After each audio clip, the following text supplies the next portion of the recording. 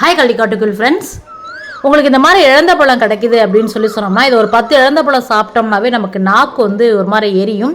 நம்ம சின்ன வயசில் பார்த்திங்கன்னா இழந்த வடை சாப்பிட்ருப்போம். அது எப்படி செய்யறதுன்னு நான் சொல்கிறேன்.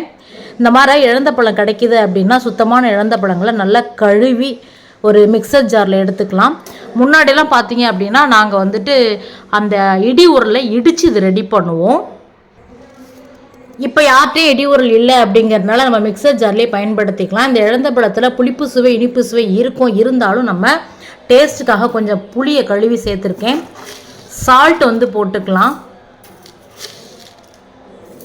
அதே மாதிரி ஸ்வீட்டுக்காக ஒரு 4லேருந்து 5 ஸ்பூன் நாட்டு சர்க்கரை அல்லது வெல்லம் சேர்த்துக்கோங்க. ஒயிட் சுகர் சேர்க்க வேண்டாம். இதோட காரத்துக்கு மிளகாய் பழம் சேர்த்துக்கலாம். நான் நம்ம மாடி தோட்டத்தில் விளைஞ்ச நல்ல பழுத்த மிளகாயாக ஒரு 3 மிளகாய் எடுத்துக்கிட்டேங்க. காரம் கொஞ்சம் கம்மியாகவே இருக்கட்டும். உங்களுக்கு காரம் பிடிக்குன்னா 4 மிளகாய் கூட வச்சுக்கலாம்.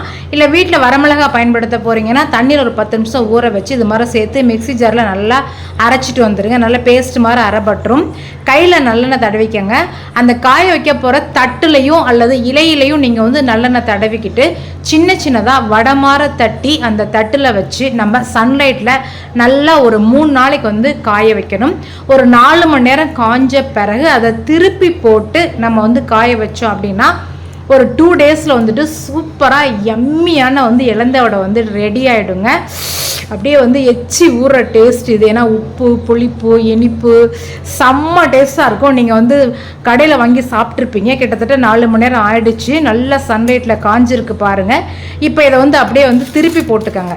இந்த மாதிரி திருப்பி போட்டு ஒரு 2 டேஸ் காய வச்சிங்க அப்படின்னா ஒரு டப்பாவில் போட்டு வச்சுட்டு தாராளமாக ஒரு 3 டேஸ் வச்சு நம்ம சாப்பிட்லாம். ஆனால் அவ்வளோ நல்லா வைக்க மாட்டீங்க, நீங்கள் உடனே சாப்பிட்டு முடிச்சிருவீங்க. இப்போ இழந்த வடை ரெடி ஆகிடுச்சு. இந்த இழந்த பழம் பார்த்தீங்கன்னா சம்மரில் தான் நமக்கு கிடைக்கும். இந்த மாதிரி இழந்த வடையாக நம்ம செஞ்சு சாப்பிடும் பொழுது அந்த வெறும் பழமாக சாப்பிட்றப்ப நாக்கு எரியும்னு சொன்னேன் இல்லைங்களா, அந்த மாதிரி இருக்காதுங்க. நம்ம தாராளமாக சாப்பிட்லாம்.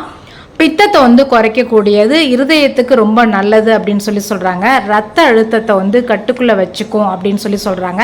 அது மட்டும் இல்லாமல் இந்த இழந்த பழத்தை சாப்பிடும் பொழுது கண் பார்வை சம்மந்தப்பட்ட நோய்கள் எதுவும் வராது. கண் பார்வை நல்லா தெளிவடையும் அப்படிங்கிறாங்க. பேருந்து பயணத்தில் உங்களுக்கு வாமிட்டிங் இருக்கும் அப்படின்னு சொன்னீங்கன்னா அந்த இழந்த வடையை நீங்கள் சாப்பிடும் பொழுது உங்களுக்கு அந்த வாமிட்டிங் வராது. ரொம்ப ரொம்ப சத்தான ஒரு பழம் கிடைச்சிது அப்படின்னா இந்த மாதிரி இழந்த வடை செஞ்சு நீங்களும் டேஸ்ட்டாக சாப்பிட்டு பாருங்கள். வீடியோ பிடிச்சிருக்கு அப்படின்னா குட்டியாக ஒரு லைக் கொடுங்க. உங்கள் ஃப்ரெண்ட்ஸுக்கு யூஸ்ஃபுல்னு நினச்சிங்க அப்படின்னா மறக்காமல் ஷேர் பண்ணுங்கள். தொடர் கார்டனிங் வீடியோஸ் உங்கள் வீடு நோக்கி வரணும் அப்படின்னா பெல் பட்டன் கிளிக் பண்ணுங்க.